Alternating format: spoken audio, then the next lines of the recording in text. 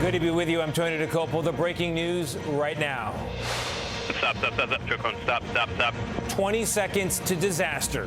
Federal investigators detailed the final moments before that Air Canada Express jet slammed into a fire truck on the runway at New York's LaGuardia Airport, killing 2, injuring dozens. So when something goes wrong, that means many, many things went wrong. Also developing tonight, deal or no deal. Talks underway to pay TSA officers as the agony of long lines continues at some airports. And the CEO of United Airlines tells Chris Van Cleve airfare will be going up. As the war with Iran rages on, President Trump insists that talks are indeed underway with Iran to end the fighting. You have no idea how badly they want to make a deal. Ed O'Keefe in the room. And the record heat baking the Southeast as severe weather threatens the Midwest. Rob Marciano standing by with the timing and track. And only in America tonight, the great American dress code debates. From come as you are to come on, man, really? From CBS News headquarters in New York, this is the CBS Evening News with Tony DeCopel. And good evening. The final seconds of Flight 8646 revealed late today by investigators. Everything right there on the cockpit voice recorder right up to the moment of impact. According to the NTSB, the fateful decision to allow a crossing of runway 4 came just 20 seconds before that Air Canada Express jet collided late Sunday with a fire truck at LaGuardia Airport. At 9 seconds, the tower told the truck to stop. At 8 seconds, there is a sound consistent with the plane landing. At 4 seconds, the tower again told the truck to stop. At 0 seconds, the recording stopped. Both pilots were killed, and they are being hailed as heroes tonight as passengers describe them hitting the brakes and slowing the plane just enough to save the lives of others. CBS News correspondent Tom Hansen has more now from the scene again for us tonight. Tom, good evening. Good evening. Well, today the NTSB gave us perhaps the clearest image into the moments leading up to that deadly crash. Investigators made it clear it wasn't just one singular problem that led to this. In their words, many, many things went wrong. Just before midnight on Sunday night, an air traffic controller cleared a fire truck to cross runway 4. Truck 1 and Company, LaGuardia Tower, requesting to cross 4 at Delta. Truck 1 and Company, cross 4 at Delta. Truck 1 and Company, crossing 4 at Delta. Seconds later, the Air Canada flight collided with the fire truck. Stop. Truck 1, stop. Tonight, the NTSB revealed the technology made to prevent a collision, known as the Airport Surface Detection System, or ASDX, did not activate because the fire truck did not have a transponder. That would have alerted the control tower to its precise location. In order for ASDX to work well, you have to know where ground vehicles and aircraft are. So in this case, that vehicle did not have a transponder. The 2 pilots died as a result of the collision. 39 people were taken to area hospitals, and 6 remain hospitalized tonight. NTSB investigators want to know if the 2 people in the fire truck heard the last-second warnings from the control tower to stop before pulling into the path of the plane. NTSB Chair Jennifer Homendy said the air traffic control system needs to be better. Controllers should have all the information and the tools to do their job. This is 2026. The NTSB also confirmed 2 air traffic controllers were on duty at the time of the crash, calling it standard staffing for the overnight shift. Homendy said it was unclear, however, who was in charge of communicating with the vehicles on the ground when the crash happened. And NTSB said they plan to hold interviews with the on-duty air traffic controllers this afternoon. They also said that they plan to do the same with those firefighters in that truck, Tony. Tom Hansen leading this off. Tom, thank you. Tonight, Congress may be closing in on a deal that would end those long security lines at America's airports. But for now, TSA officers are still not getting paid, many still not showing up for work as a result. And today, the CEO of United Airlines talked to our senior transportation correspondent, Chris Van Cleve, about all of it. Chris joins us now. Good evening, Chris. Tony, Scott Kirby was here in Los Angeles to unveil brand new premium heavy airplanes in time for the summer. But before any flyers can get to those new planes, they're braving increasingly uncertain times at the airports due to what's going on at the TSA checkpoints. Another day of soul-crushingly long lines at Houston Bush Airport. Wait times often longer than the flights that people were at risk of missing. It's crazy. I won't be flying for a long time. They got to get it together. Even as ICE agents were assigned to 14 airports to help with staffing shortages, patience is wearing thin with some travelers. TSA, right over here. It's too long. We've been here for like an hour already. It's not moving nowhere. They need more like workers and stuff. TSA says more than 450 officers have quit since the shutdown began, and thousands more by the day are calling out. Screeners have worked more than 5 weeks since their last paycheck. Bills piling up, creditors not understanding. You know, we don't want to put America in jeopardy because we're worried about our next paycheck. Houston Bush and its multi-hour lines is a major hub for United Airlines. I think it's unconscionable that our politicians haven't gotten this done. CEO Scott Kirby. And we are holding airplanes, but when there's a 5-hour wait, we can't hold for everyone. How much longer can this go on? Hopefully it's going to be over soon. It's ridiculous to me that it has to get bad before they can get a deal done. But please get the deal done soon. The crisis at the airports comes as airlines have seen the cost of jet fuel double in the last month, driven by the conflict in Iran. Airfares will go up and will probably be less profitable in the short term. Have airfares already started to go up? They have. Airfares are up probably 15 to 20% in the last month. In Congress, optimism a deal to end the shutdown and pay TSA workers could be within reach. As you know, they're negotiating a deal. I guess they're getting fairly close, but I think any deal they make, I'm pretty much not happy with it. And as work to reach that deal continues, Arizona Senator Ruben Gallegos is proposing a different piece of legislation that would give a 10% bonus to TSA officers and other DHS employees who've been on the job at the airport without pay. Tony? Chris, thank you very much. We turn now to the war with Iran. In the Oval Office today, President Trump told our senior White House correspondent Ed O'Keefe that Iranian negotiators have offered the United States what the president described as an expensive gift. Here's Ed with the details.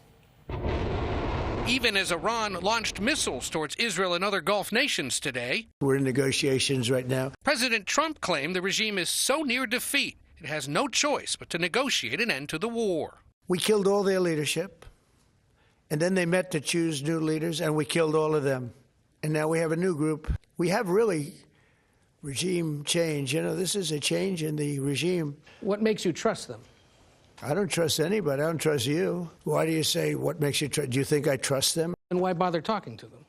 Because they're going to make a deal. They're going to make a deal. They did something yesterday that was amazing, actually. They gave us a present, and the present arrived today. And it was a very big present worth a tremendous amount of money. And I'm not going to tell you what that present is. The president would only say that present had to do with oil and gas and the Strait of Hormuz, the major shipping route that remains blocked. Average gas prices have risen for 24 consecutive days, now nearing $4 a gallon nationwide. But even as the two countries are negotiating indirectly, the U.S. is sending 5,000 troops to the region, on top of the more than 50,000 already deployed. Those troops could be ordered to take Karg Island, a key oil shipping depot, or deploy on the Iranian coastline to help secure the strait. But even Republican lawmakers are skeptical of those plans. The White House really does need to articulate the plan so that people aren't reacting to their own hypothetical deployment of what troops on the ground looks like, for example. And tonight, CBS News has learned more than 1,000 troops from the Army's 82nd Airborne Division are also deploying to the Middle East. They specialize in securing territory by parachuting out of airplanes. Tony? Ed, thank you very much. Today, CBS News sat down for an exclusive first interview with the family of a service member killed in Kuwait the very first week of the war. Jonah Kaplan spoke with Joey Amer, the husband of Army Sergeant Nicole Amer, and they talked about their last conversation, how he first knew she had died, and the agony of telling their two children. You can only protect them from the truth for so long. And the reality is that there is no protecting them from the truth that their mother is gone.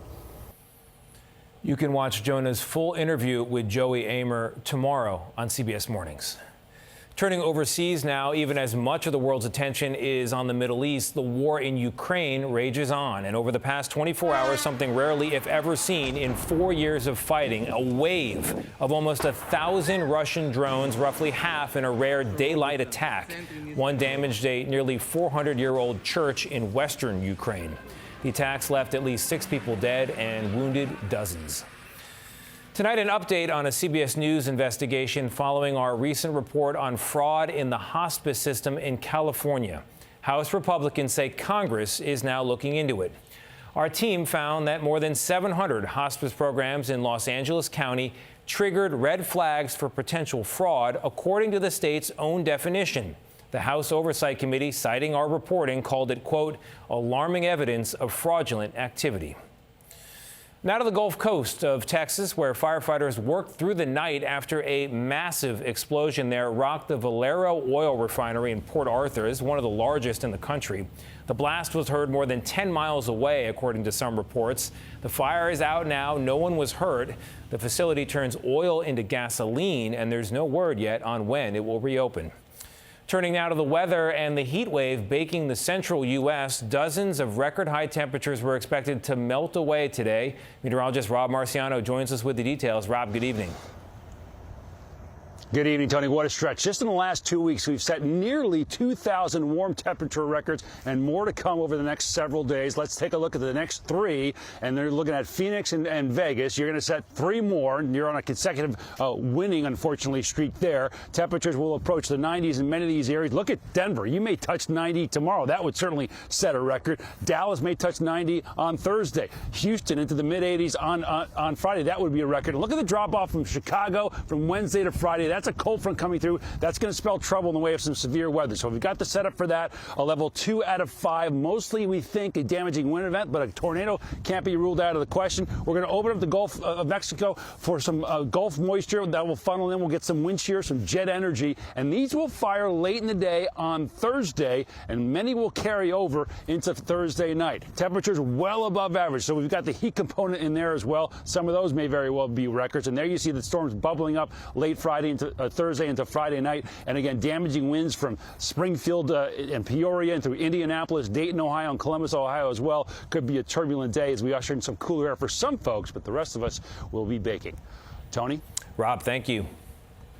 We turn now to a mystery in the oil markets and the suspicion that some people are getting very rich by trading on inside information. In the minutes before President Trump's announcement Monday that the U.S. would postpone strikes against Iranian energy targets, traders suddenly bet hundreds of millions of dollars on oil prices falling, which is exactly what they did. To help us understand, Jill Schlesinger is here, CBS News business analyst. Jill, why does this stand out and why should people care? Well, I think the most important thing and what stands out is that we saw a surge of trading activity. So if you look at this at 649 to 651, there's this circle there. Yeah. That's a big jump up in activity.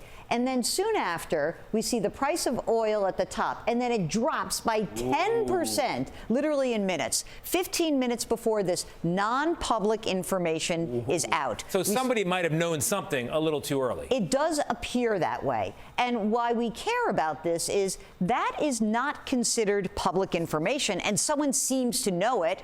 And that's illegal, Tony. I mean, that's the issue, is that this is essentially insider trading. So is it policed? What do we do about it? The thing about insider trading is we've known about it forever. We have so many different ways to do it. It's usually triggered by this kind of trading activity, and we get an investigation. But right now, I don't think we're going to get a big investigation. The Trump administration says light on regulation, and there's not a lot of funding for folks at any of these regulatory bodies. So I think for the people at home, it kind of feels like it's not a level playing field because this looks like it is not. All right, Joe. Thank you very much. Still ahead, the trial of the Hawaii doctor accused of trying to kill his wife, what the wife had to say on the stand.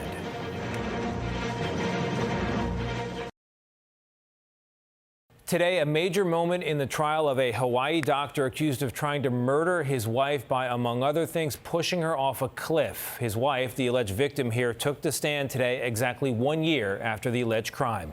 Here's CBS News chief correspondent Matt Gutman. Ariel Koenig faced down the man who allegedly tried to murder her during a birthday hike exactly 1 year ago. Her husband, anesthesiologist Gerhard Koenig. I walk up to him, then he grabbed me really forcefully by my upper arms, and he said, "I'm so sick of this. Get back over there." And he starts pushing me back towards the cliff. Ariel then said Gerhard attempted to stab her with a syringe. When that failed, the nuclear engineer said he repeatedly bashed her head with a rock. He's saying, like, you're done. We're done with you. We don't need you anymore. You're done. You're done. We heard her screaming, help, help, help me, help me. Nurse Sarah Buxbaum witnessed the attack and called 911. Her face was covered in blood. Her head was covered in she was just fully covered in blood. But during opening statements, Gerhard's attorney claimed his wife attacked him after he confronted her about an affair. She picks up a rock and hits him in the face with it, and he quickly reacts, human reaction, grabs the rock, hits her twice, and stops. Key to the case, a call Gerhard made to his 19-year-old son saying he wanted to kill himself. He was calling him to say goodbye. He was calling him to tell him he was sorry. He was calling him to tell him that he wished he was a better man. The prosecution calling that a confession. He says, I'm not going to make it back. I tried to kill Ari, but she got away. And some of the biggest remaining questions in this trial: will that 19-year-old son testify? And will Koenig himself testify? After all, Tony, there is a lot at stake here. If convicted, he could face up to life in prison. Tony. Matt Gutman for us. Matt, thank you. Up next, a daring rescue with a helicopter hovering just inches over a frigid river. What happened next? Some breaking news: a verdict in a major trial on the effect of social media on children. A jury in New Mexico found Meta liable for endangering kids' mental health and exposing them to predators. The state had accused the parent company of Instagram and Facebook of failing to protect minors from abuse. Prosecutors wanted Meta to pay more than $2 billion in damages. The jury awarded $375 million. Meta says it's challenging the ruling. A surprise announcement from OpenAI today. The artificial intelligence company is shutting down its Sora app, which allows people to generate videos like these on your screen. Just type in whatever you want to see. It'll show it. Its launch just 2 years ago was a big deal, sparking fun but also fears about how easily things could be faked. The company didn't give exact timing, so for now, have at it.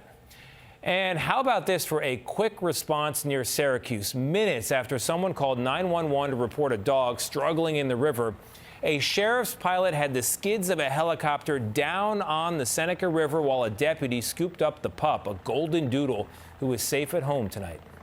And if you've ever run into a glass door, you can relate to this delivery robot in Chicago. In videos posted yesterday, it slams into a glass wall at a bus stop, completely shattering it. But unlike you or I, the robot just rolls on with its day. The company, Serve Robotics, calls it the cutest delivery bot on the market. But those big eyes might need some glasses. Up next, only in America, restaurants joining the great dress code debate. Which side are you on? This portion of the CBS Evening News is sponsored by Cobenfy. Learn more at cobenfy.com.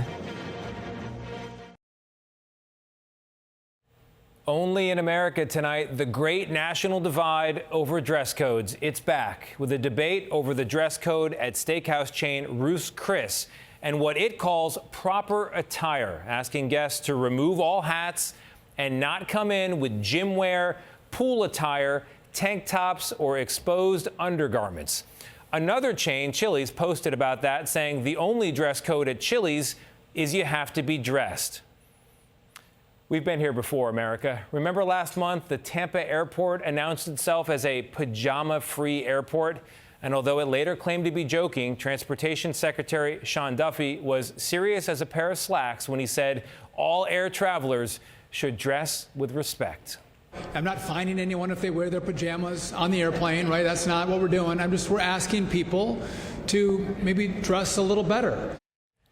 If we're honest, it can certainly seem like the Sean Duffys and the Ruth's Chris's of the world are losing this battle for standards. A few years ago, after all, the U.S. Senate itself started to allow lawmakers to wear whatever they want, which for Senator Fetterman included shorts and sneakers in the chamber. But just a week later, people forget this, lawmakers voted unanimously to reinstate a dress code, and it was a popular move. So I don't know the answer here, but it's hard to argue with Mark Twain, who said, clothes make the man. Naked people have little or no influence on society. The same may be true for people in pajamas. That's another day in America. I'm Tony DeCopel. See you right back here tomorrow night. Good night. Put on your PJs.